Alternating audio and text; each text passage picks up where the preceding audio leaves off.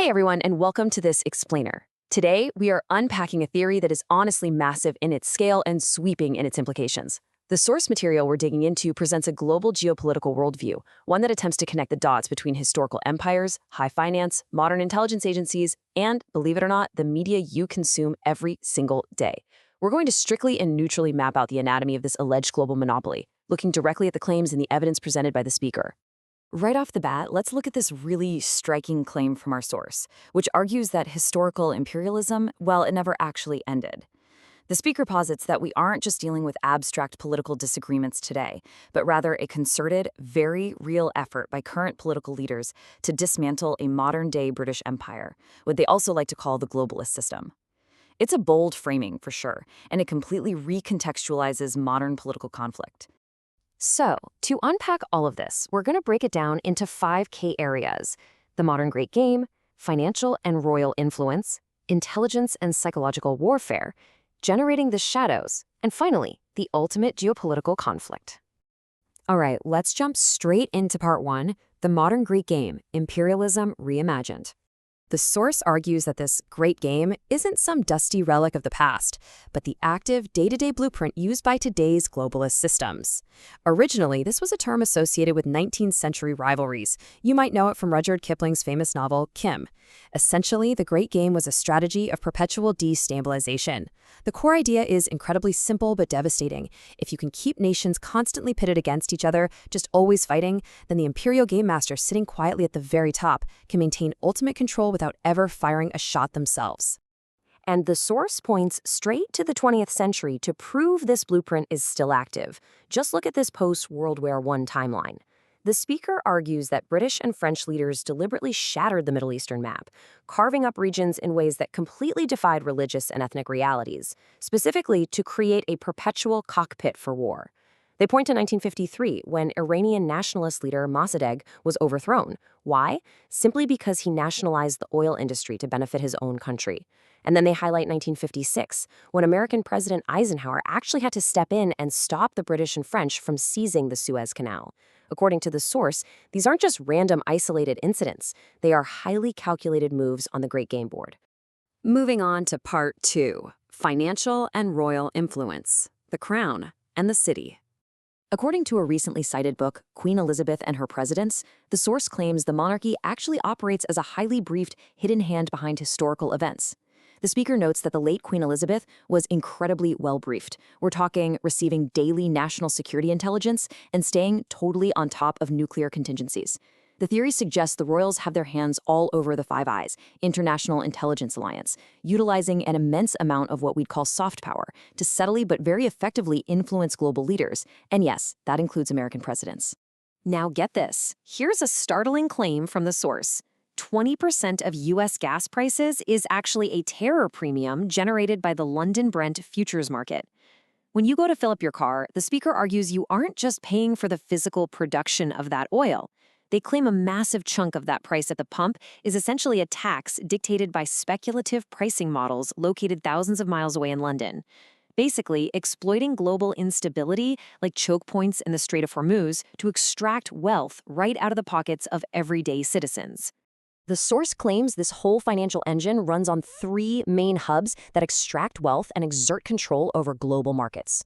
First up, you have the City of London, which the source describes as the deeply embedded core of global financial power. Then, there's Lloyd's of London, which historically held a virtual monopoly on the insurance of global trade. And finally, the Brent crude market, which dictates those speculative oil prices we just talked about, prices that are completely disconnected from the actual physical delivery of a barrel of oil.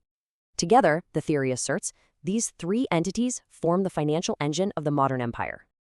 Okay, let's look at part 3, intelligence and psychological warfare, the invisible hand. Now, you might be wondering, how in the world could British intelligence possibly control American media figures?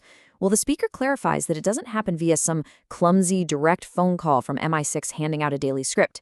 No, it's about systemic control. You create an environment where a person's paycheck, their influence, and their social standing are entirely dependent on staying within acceptable boundaries. If you buck the system, you lose everything. It's essentially described as a Stockholm Syndrome-style system of psychological control.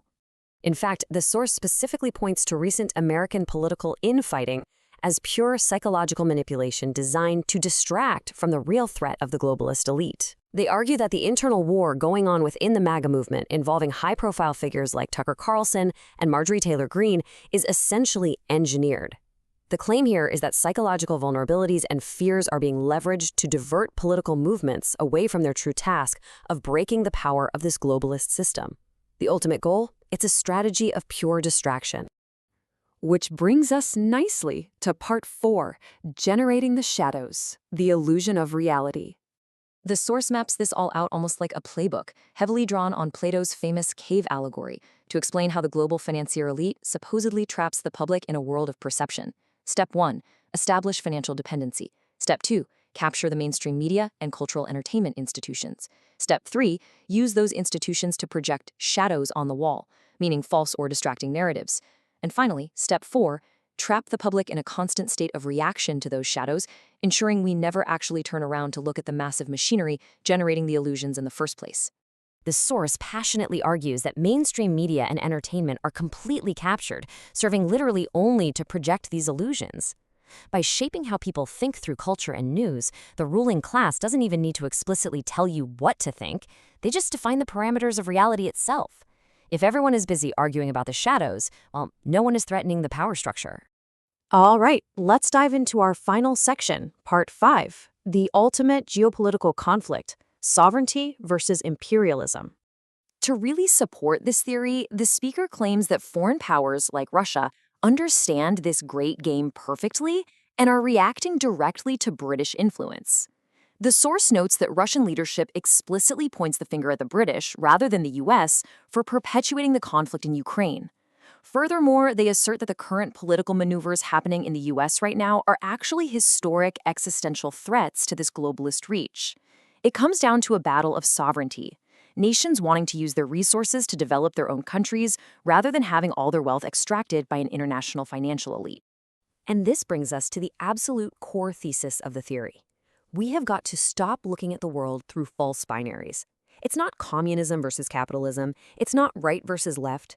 Those are the shadows. The real binary, according to our source, is the global finance elite, these modern imperialists, pitted against the concept of sovereign national development. So, as we wrap up this explainer, I want to leave you with the speaker's central provocation. It really asks us to reconsider the media we consume and the geopolitical narratives we believe. Whether you view this theory as a profound revelation of global power dynamics, or maybe just a controversial lens on world history, the challenge it presents is pretty clear. Are you merely spending your life reacting to the shadows presented to you every day, or can you learn to see the systems generating them? Thank you so much for joining us as we mapped out the anatomy of the modern great game. Keep questioning and keep learning.